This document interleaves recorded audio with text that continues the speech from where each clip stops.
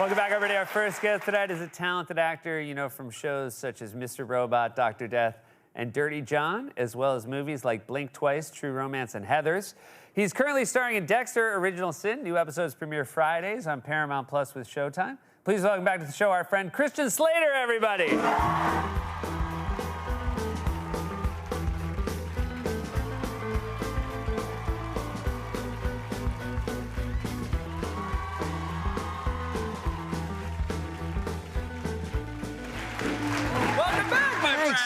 Thanks, Take man. a seat. Yeah, happy Martin Luther King Day. Yeah.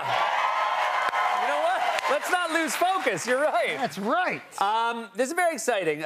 We've talked in the past about your early theater work. Okay. You kind of started on the stage, and you're back in New York. You're about to do Off-Broadway. Yeah, I did start on the stage. I was 8 years old when I did my first show with Dick Van Dyke. What a thing.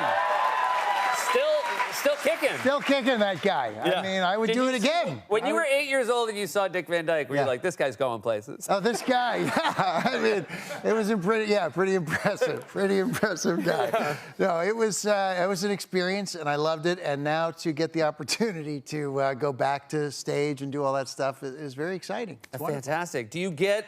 I mean, it's been a while. You did Glengarry on West End. Yeah. But that's is that almost 10 years ago now? I guess about 5 or 6 years, okay, gotcha. something like that.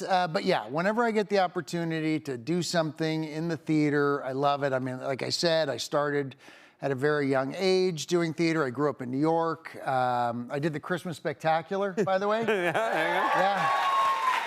I'm really playing to the audience. You really are playing to the audience. I'm just really going for the audience. What did you do in the Christmas Spectacular? I played a young shepherd boy. Okay. And I had a little sheep during the Living Nativity scene. Wow. And I would walk across the stage. Live sheep? Live sheep, of course. And you know what? Ironically, I'm working with a live sheep in this new show. Really? Yes. I didn't even put that together, but... Wait, the Off-Broadway show? The Off-Broadway show has a large live sheep. I know this is crazy. I don't know anything about the lifespan of sheep. Not the same sheep. Hey, it could be the Dick Van Dyke of sheep. Yeah, that's true. Just to go full circle there. When you first saw the sheep, there was no recognition in the sheep's dead black eyes. You know what? He does look a little familiar. Have you ever had a problem with a live animal on stage where it was the sheep in the Spectacular when you're 8 years old? You probably didn't have any sheep skills at that time. I didn't have any sheep skills. No, not that I recall. I mean, there were some difficult situations with, like, camels and things like that. Gotcha. And llamas. Well, this really was a Spectacular. Well, it's the Radio City Christmas Spectacular. I mean, the only thing with that particular show is that I had to, when I came in for the audition, I had to dance, I had to sing, and I had to do like a monologue from something. And I was like 12 years old. It was kind of like insane.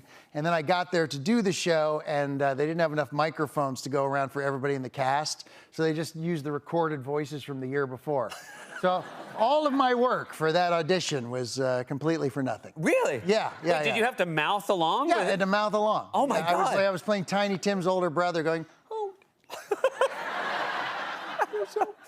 God, that's a bummer when they're like, we got money for camels, but you got to do last year's. Yeah, camels and sheep. Yeah, but that's how we look. These camels aren't cheap. I know. But yeah, the show is that I'm doing now Off-Broadway. It's a Sam Shepard play called Curse of the Starving Class. And I'm very excited about it. And there is a sheep in it. It's supposed to be like a baby lamb, but I guess there's some animal rights things that you have to consider, and they can only use an adult sheep. Gotcha. So, yeah, it's going to be a big sheep.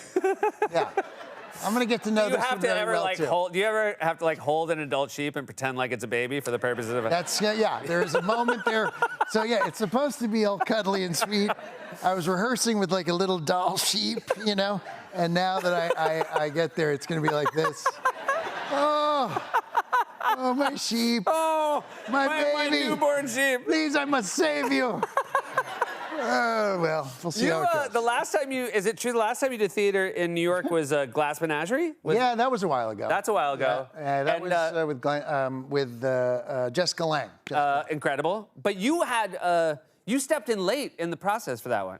That's true. I had just come from London. I was doing One Flew Over the Cuckoo's Nest there, and an actor had gotten sick for the Broadway production of Glass Menagerie, so they called up and said, could you come in and fill in for this role?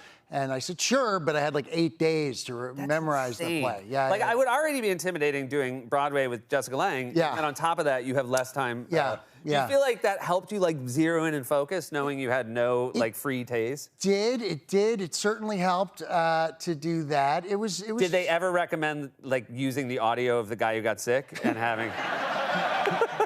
That would have been the move. Yeah. I've got a lot more to ask you about your new show. More with Christian after this.